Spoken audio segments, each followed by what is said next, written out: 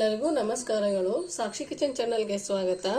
ನಾನಿವತ್ತು ದೋಸೆ ರೆಸಿಪಿನ ತೋರಿಸ್ತಾ ಇದ್ದೀನಿ. ಇನ್ಸ್ಟೆಂಟ್ ಆಗಿ ಮಾಡ್ಕೋಬಹುದು ಈ ದೋಸೆನ. ಬೇಕಾಗಿರೋ ಪದಾರ್ಥಗಳು ನೋಡೋಣ. ನಾನು ಮಂಡಕ್ಕಿ ತಗೊಂಡಿದ್ದೀನಿ, ಮಜ್ಜಿಗೆ, ಚಿರೋಟಿ ರವೆ, ಸ್ವಲ್ಪ ಸೋಡಾ, ರುಚಿಗೆ ತಕ್ಕಷ್ಟು ಉಪ್ಪು ತಗೊಂಡಿದ್ದೀನಿ. ಇವಾಗ ಒಂದು ಪಾತ್ರೆ ತಗೊಂಡಿದ್ದೀನಿ. ಚಿರೋಟಿ ರವೆನ ನೆನೆಸ್ಕೊಳ್ಳೋಣ.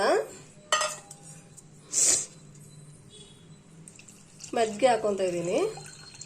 ಈ ದೋಸೆನ ಮಜ್ಜಿಗೆಯಲ್ಲೇ ಮಾಡಬೇಕು ನೋಡಿ. ನೀಟಾಗಿ ಒಂದ್ಸರಿ ನೆನೆಸ್ಕೊಂಡ್ಬಿಡಿ ಮಜ್ಜಿಗೆಯಲ್ಲಿ.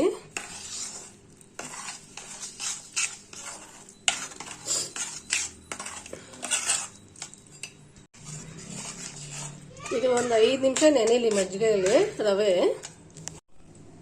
ರವೆ ನೆನೆಯಷ್ಟರಲ್ಲಿ ಮಂಡಕ್ಕಿನ ನೀಟಾಗಿ ವಾಶ್ ಮಾಡ್ಕೊಂಡ್ಬಿಡೋಣ.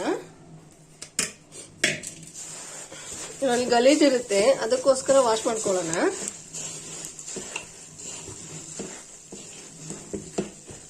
ನೋಡಿ, ಮಂಡಕ್ಕಿನ ಇವಾಗ ನೀಟಾಗಿ ವಾಶ್ ಮಾಡ್ಕೊಂಡಿದ್ದೀನಿ. ಹಿಂಡ್ಕೊಂಡ್ಬಿಡೋಣ ಇದನ್ನ ಈ ತರ. ಇಲ್ಲಿ ರವೆನ 1 ಕಪ್ ತಗೊಂಡ್ರೆ ಮಂಡಕ್ಕಿನ 1:4 ತಗೋಬೇಕು. ರವೆ 1 ಕಪ್ ಆದ್ರೆ ಮಂಡಕ್ಕಿ 4 ಕಪ್ ತಗೊಳ್ಳಿ. ನೀಟಾಗಿ ಇವಾಗ ಇದೆಲ್ಲ ಹಿಂಡ್ಕೊಂಡ್ ಬಂದ್ಬಿಡೋಣ. ಇವಾಗ ನೆನೆಸಿರೋ ರವಕ್ಕೆನೆ ಮಂಡಕ್ಕಿ ಹಾಕೊಂತ ಇದೀನಿ, ವಾಶ್ ಮಾಡಿರೋ ಅಂತವನ್ನ.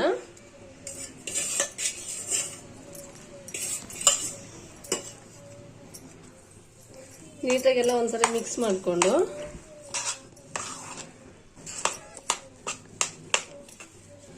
ಇದನ್ನ ರುಬ್ಕೋಬೇಕು. ಇವಾಗ ನೋಡಿ, ಮಿಕ್ಸಿ ಜೊತೆಗೆ ಮಿಕ್ಸ್ ಮಾಡಿರೋಂಥ ರವಾ ಮತ್ತು ಮಂಡಕ್ಕಿನ ಹಾಕೊಂಡಿದೀನಿ.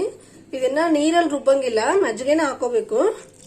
ಮಜ್ಜಿಗೆಯಲ್ಲಿ ರುಬ್ಬೇಕಾಗುತ್ತೆ. ಇವಾಗ ನೋಡಿ, ರುಬ್ಕೊಂಡ್ ಬಂದಿದ್ದೀನಿ. ನೋಡಿ, ಈ ತರ ನೈಸ್ ಆಗಿರ್ಲಿ ಹಿಟ್ಟು. ನೋಡಿ, ಇವಾಗ ಇದು ಹಿಟ್ಟು ರೆಡಿ ಆಗಿದೆ. ಇವಾಗ ನೋಡಿ, ಹಿಟ್ಟೆಲ್ಲ ರೆಡಿ ಆಗಿದೆ.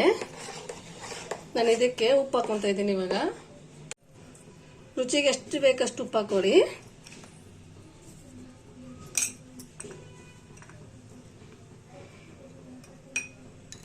ಸ್ವಲ್ಪ ಸೋಡಾ ಹಾಕೊಂತ ಇದ್ದೀನಿ, ಇಲ್ಲಿ ಅಡಿಗೆ ಸೋಡಾನ.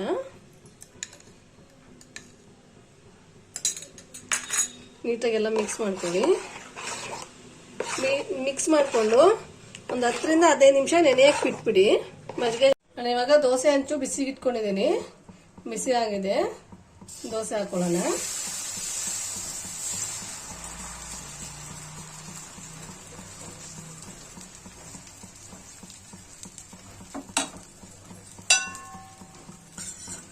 ಎಣ್ಣೆ ಹಾಕೊಂತ ಇದ್ದೀನಿ ಇವಾಗ.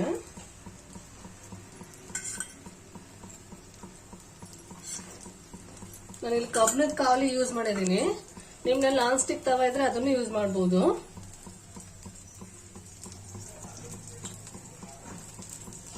ಸ್ವಲ್ಪ ಫ್ರೈ ಆಗಲಿ ಇದೆಲ್ಲ ದೋಸೆ. ನೋಡಿ, ಇವಾಗ ದೋಸೆನ ಇನ್ನೊಂದು ಸೈಡ್ ಸಹ ತಿರುಗಿ ಹಾಕೊಂತ ಇದ್ದೀನಿ. ನೋಡಿ, ಇವಾಗ ಇನ್ನೊಂದು ಸೈಡ್ ಸಹ ಟರ್ನ್ ಮಾಡಿದ್ದೀನಿ. ಸಾಕಿದೆ, ಇವಾಗ ತೆಗಿತಾ ಇದ್ದೀನಿ. ರೆಡಿ ಆಗಿದೆ ರವಾ ಮತ್ತು ಮಂಡಕ್ಕಿ ದೋಸೆ. ಟೇಸ್ಟ್ ಮಾತ್ರ ಚೆನ್ನಾಗಿರುತ್ತೆ. ನೋಡಿ, ಎಷ್ಟು ಸಾಫ್ಟ್ ಆಗಿದೆ ನೋಡಿ ದೋಸೆಗಳು. ನೋಡಿ, ಮಕ್ಕಳಿಗೆ 1 ವರ್ಷ 2 ವರ್ಷ ಮಕ್ಕಳಿಗೆ ತಿನ್ಸುವಾಗ ಚೆನ್ನಾಗಿರುತ್ತೆ ನೋಡಿ. ನೀವು ಸಹ ನಿಮ್ಮ ಮನೇಲಿ ಮಾಡಿಬಿಟ್ಟು ಟೇಸ್ಟ್ ನೋಡಿ ನನಗೆ ಕಾಮೆಂಟ್ ಮಾಡಿ.